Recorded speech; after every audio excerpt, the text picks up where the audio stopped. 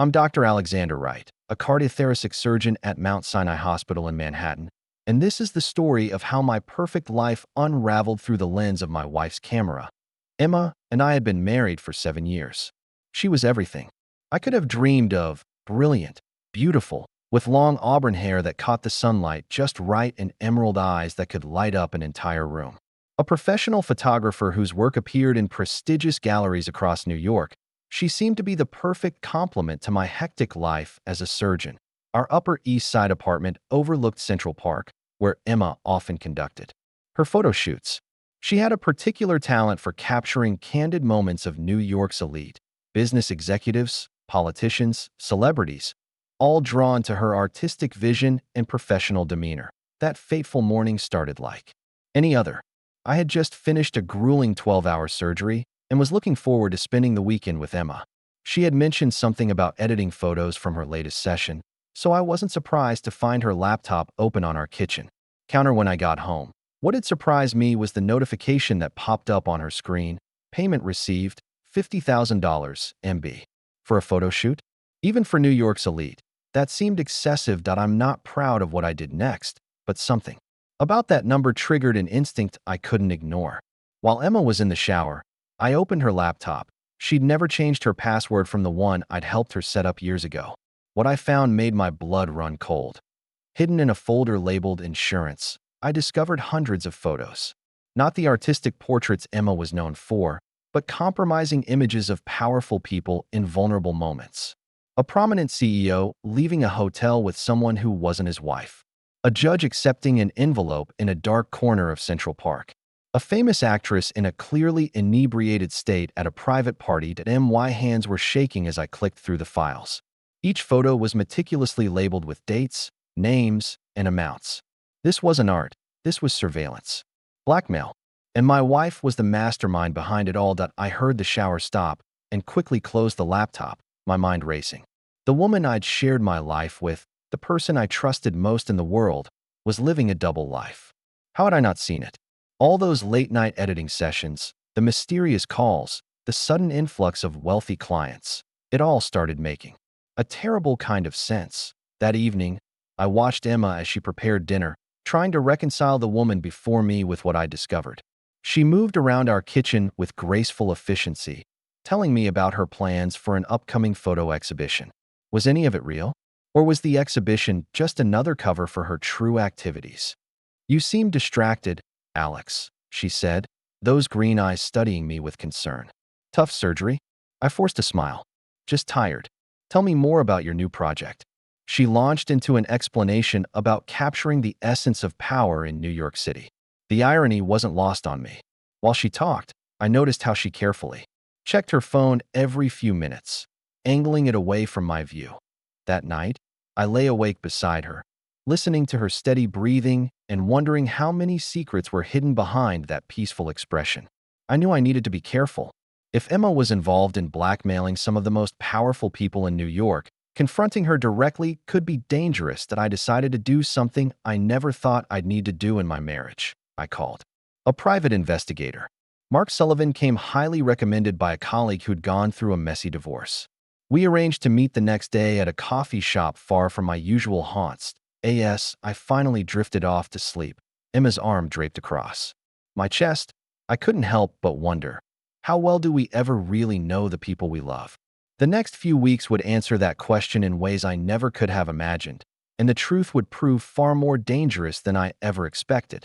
Looking back now, I realize that moment, finding those photos, was just the beginning.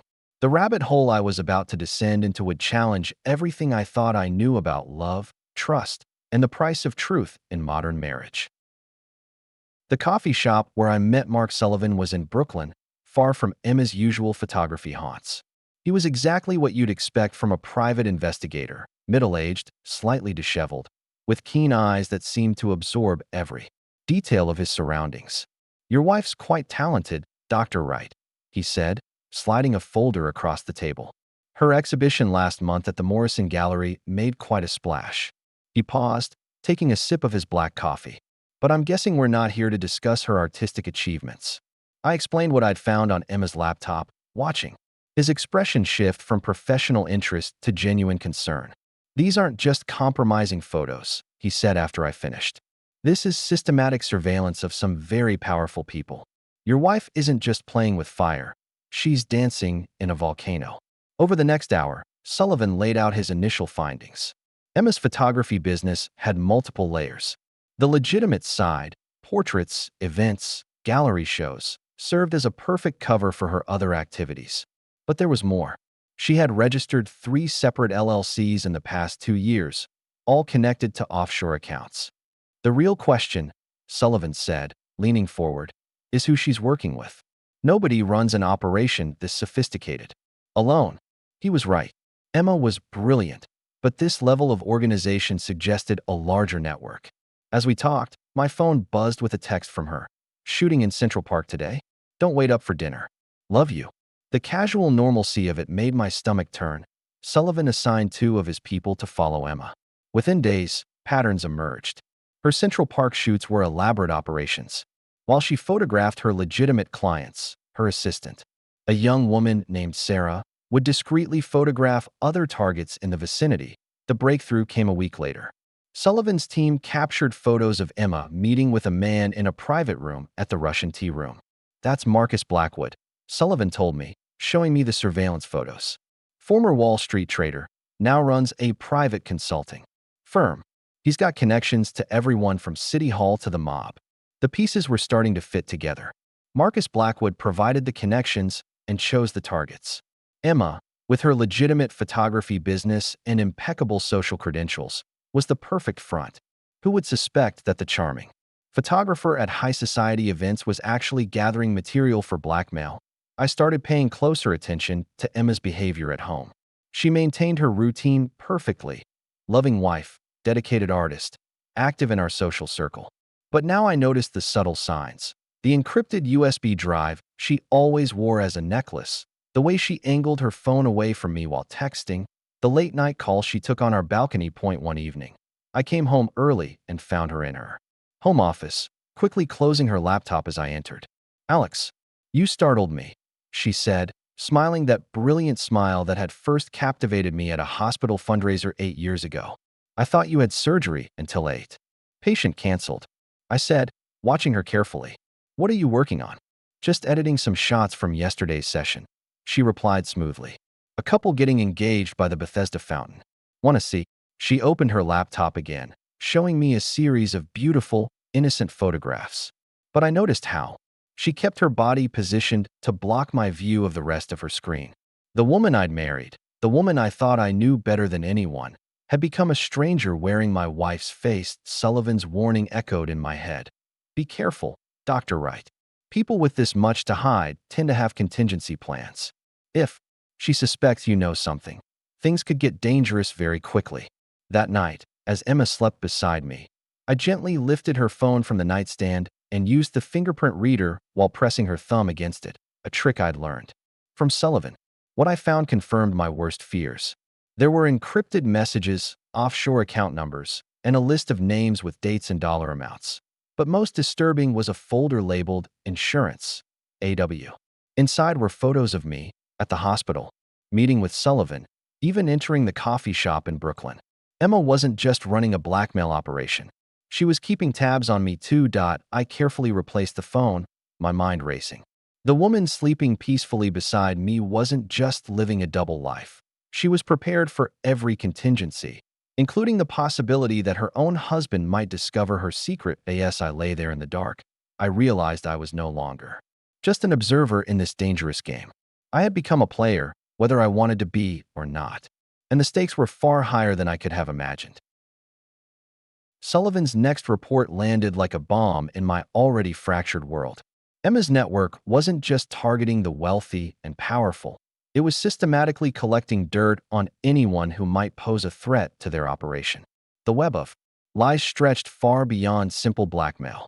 "Your wife's organization has accumulated over $15 million in offshore accounts in the past 18 months, Sullivan explained during our meeting at a quiet diner in Queens.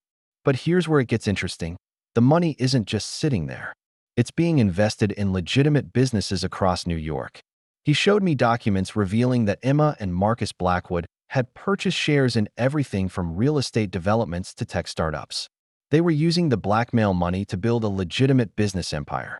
It was brilliant, terrifying, and absolutely illegal. But the real shock came when Sullivan slid another photo across the table. It showed Emma at dinner with Richard Harrison, the chief of surgery at my hospital. "This was taken 3 months ago," Sullivan said quietly. "Before you hired me." My blood ran cold.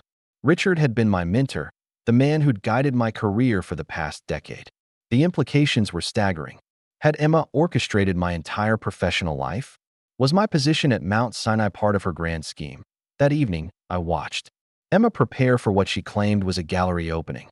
She wore a stunning black dress that highlighted her perfect figure, her auburn hair cascading over her shoulders. As she applied her lipstick, I noticed how her hands never trembled, despite the weight of her secrets. "Are you sure you can't come tonight?" she asked, her green eyes meeting mine in the mirror. "Some of the hospital board members will be there. It could be good for your career." The casual manipulation in her words made me feel sick. "Surgery early tomorrow." I lied, matching her tone of innocence. "You know how it is." Once she left, I began my own investigation of our apartment. Behind her collection of photography books, I found a hidden safe I'd never known existed. It took me 3 attempts to crack it: our wedding date, her birthday, and finally, success with her mother's birthday. Inside were multiple passports under different names, all bearing Emma's photo. There were also USB drives, a burner phone, and a small notebook filled with what appeared to be coded entries. I carefully photographed everything before returning it exactly as I'd found it. The next day, I had lunch with Richard Harrison, watching for any sign that he was part of Emma's scheme. He seemed normal, discussing hospital politics and upcoming surgeries, until he mentioned my wife. "Emma's quite remarkable," he said, studying me carefully. "Her work with the hospital's charity foundation has been invaluable." The slight pause told me everything I needed to know.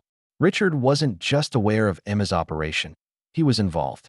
The charity foundation must be another front for laundering money. That night, I couldn't sleep. I lay in bed, listening to Emma's steady breathing, remembering how we met. Had anything been real?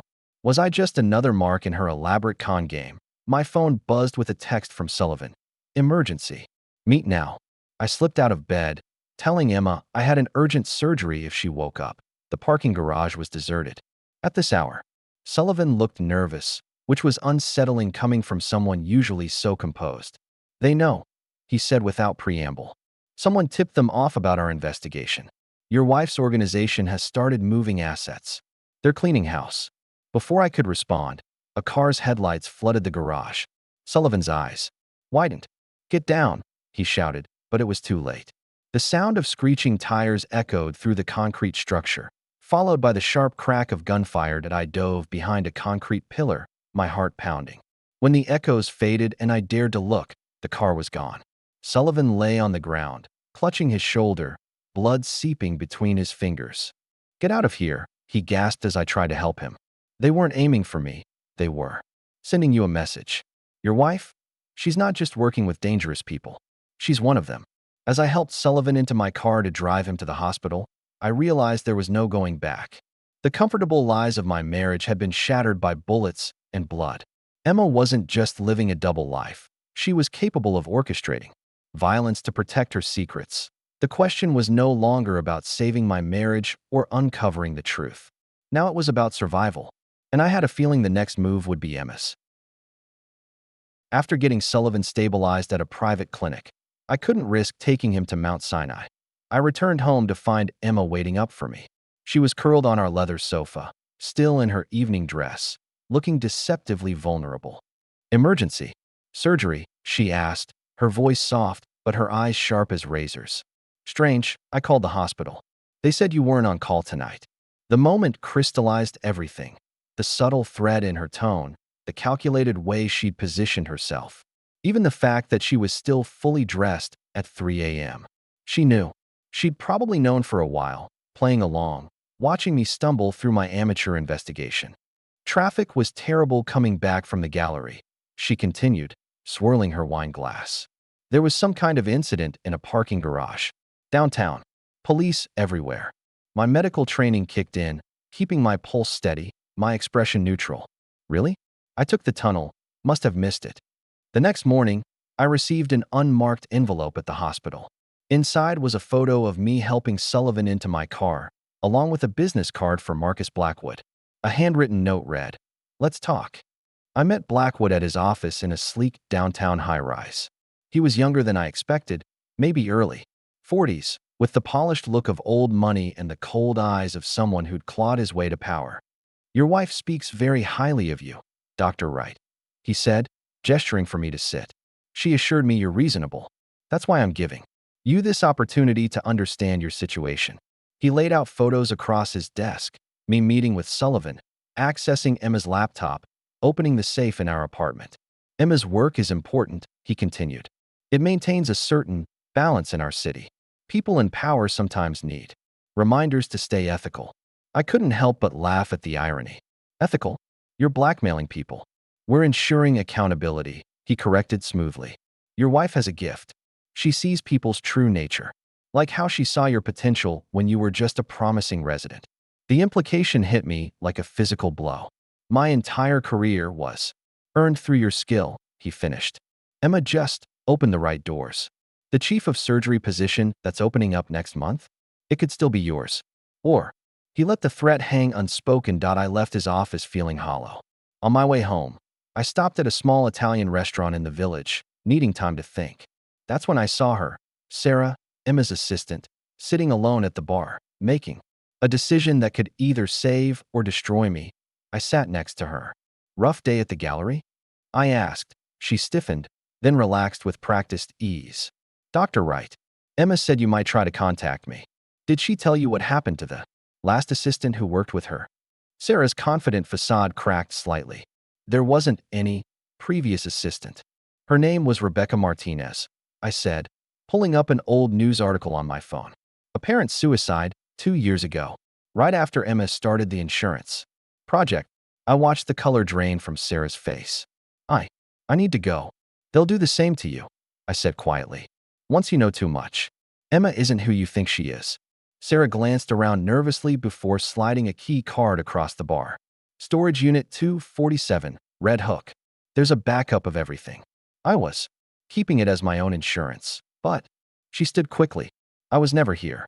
At home, Emma was working in her office. She looked up as I entered, her smile never reaching her eyes. "Busy day? I heard you had an interesting meeting with Marcus." "Just clearing the air," I replied, matching her casual tone. She nodded, turning back to her laptop. "Good. I'd hate for things to get complicated. By the way, I'm planning a special shoot tomorrow. Very exclusive client. You should come watch me work." The invitation was delivered lightly, but I heard the steel beneath it. Emma wasn't just maintaining her cover. She was drawing me into her web, making me complicit. That night, I lay awake, listening to her breathing beside me, remembering the woman I thought I'd married. Had there ever been a real moment between us? Or had every kiss, every shared laugh, every intimate moment been part of her calculated performance? The storage unit key card burned in my pocket like a live coal. I had a decision to make. Use Sarah's evidence to expose everything, or play along with Emma's game and try to survive.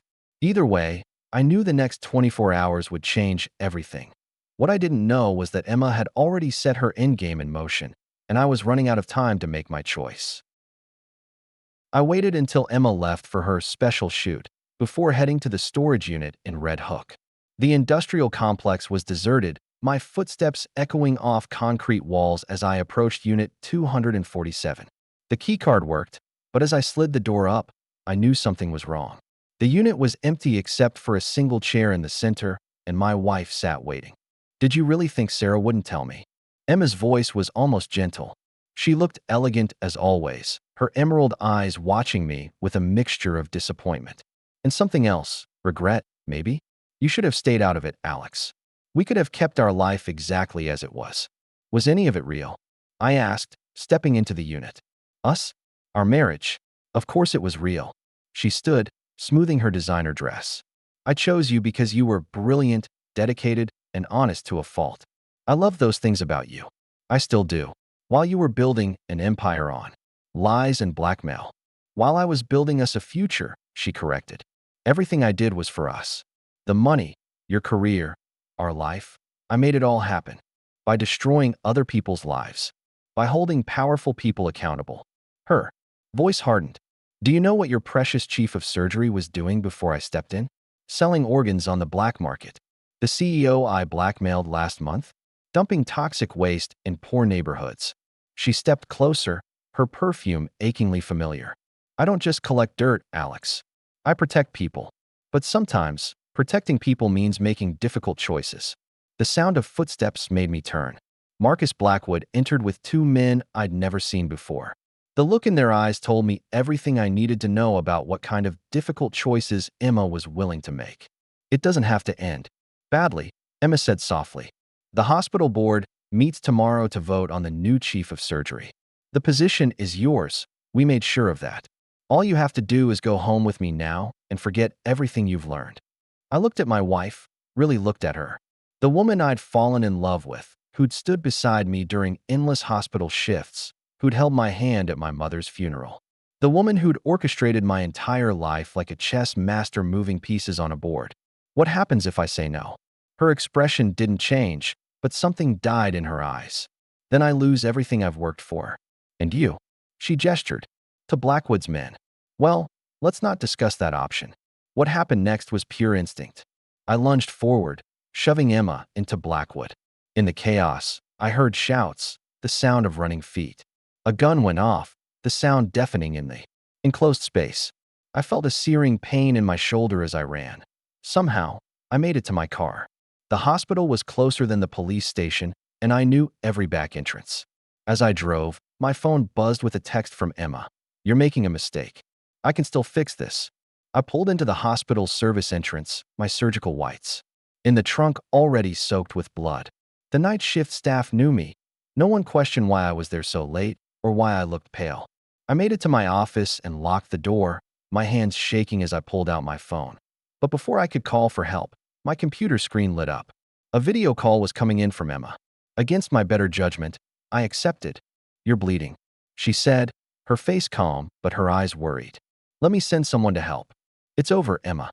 I've already uploaded everything to the cloud, your photos, the accounts, everything. If anything happens to me, it all goes public. She smiled sadly. No, you haven't. We've been monitoring your online activity for weeks. But I appreciate the bluff. It's exactly what I would have done. Then why are you calling? Because I love you, she said simply. And because in about 30 seconds, FBI agents will storm this building. Marcus wasn't as careful as he should have been. They've been watching him for months. As if on cue, I heard shouting in the hallway. Emma's image flickered on my screen. I have to go. For what it's worth, the last 7 years were the happiest of my life. Most of it was real, Alex. Remember that.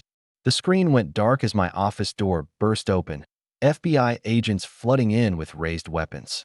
As they secured the room, I sank into my chair, the adrenaline finally wearing off. Through my window, I could see emergency lights filling the hospital parking lot. My shoulder throbbed, my marriage was in ashes, and somewhere in the city, my wife was disappearing into the night. But for the first time in weeks, I could breathe. The game was over. Even if I still didn't know who had really as a young agent wrapped my shoulder, I thought about Emma's last words. Most of it was real. I wondered which part she meant, and if I would ever know the truth. But then again, maybe some questions are better left unanswered. 6 months have passed since that night at the hospital. The FBI's investigation uncovered a network of corruption that reached far beyond Emma and Marcus Blackwood. The scandal rocked New York's elite circles, leading to dozens of arrests and resignations. But Emma herself remained elusive. I spent 2 weeks in the hospital recovering from the gunshot wound. During that time, I learned the full scope of my wife's operation. The FBI had indeed been watching Marcus Blackwood, but not for blackmail. They suspected him of running a massive money laundering operation for several criminal organizations. Emma's photography business had been the perfect front. Your wife was more than just a partner in this, Agent Sarah Chun told me during one of our many interviews. She was the architect. Blackwood provided the connections, but Emma designed the entire system. We've never seen anything quite like it. The evidence they gathered was staggering. Emma had compiled dirt on over 300 high-profile targets. But here's the twist. She'd only actually blackmailed a small percentage of them. The rest of the information she'd used as leverage to prevent worse crimes or to force corrupt officials to step down. In a twisted way, Agent Chen admitted, she was trying to clean up the city. Several ongoing federal investigations succeeded because of anonymous tips we now know came from her. My position at the hospital survived the scandal, partly because Emma had been telling the truth. My surgical skills had earned my reputation, even if she had smoothed the path. The board even offered me the chief of surgery position, but I declined. Some promotions carry too much weight. 3 months after the raid, I received a package from Paris. Inside was a USB drive containing a single video file. Emma's face filled my screen, looking both familiar and somehow different. Her hair was darker, her makeup subtle. "Hello, Alex," she said softly. "If you're watching this, you've probably learned everything by now. I want you to know that every moment we shared, every laugh, every touch, that was real. The only lie was in not telling you who I really was." She paused, looking away briefly. "I started this years ago, before I met you. I saw how power corrupted people, how money bought silence. I thought I could fight it from the inside. But somewhere along the way, I became part of the system I was trying to change." The FBI traced the package, of course, but Emma was long gone. They found evidence of her in Tokyo, then Dubai, then Barcelona. Always one step ahead, always watching through her camera lens. Life slowly returned to normal, or something close to it. I threw myself into my work, took on more surgeries, tried to rebuild. But sometimes, walking through Central Park where Emma used to shoot, I catch myself looking for her in the crowds. Last week, I received another package. No return address, just a single photograph inside. It showed me performing surgery, focused intensely on my patient. On the back was written, "Still saving lives, still the man I fell in love with. Be happy, Alex." The FBI wanted to use the photo to track her, but I declined. Some mysteries deserve to remain unsolved. Yesterday, I finally packed up our apartment. Among Emma's things, I found her first camera, the one she'd used when we met. Inside was an undeveloped roll of film. I had it processed and found a series of photos from our early days together. Candid shots of me at the hospital, us laughing in Central Park, quiet moments at home. Looking at those photos, I realized something. Emma had been right. Most of it was real. The love was real.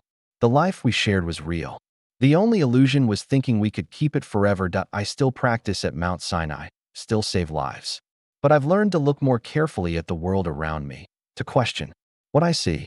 Emma taught me that every picture tells a story, but not always the one you expect to find. Sometimes late at night, I wonder if she's out there somewhere, still looking through her lens at a world of secrets and lies. Part of me hopes she's found peace. Another part knows better. People like Emma don't stop. They just find new angles, new stories to tell. As for me, I'm learning to focus on my own story now.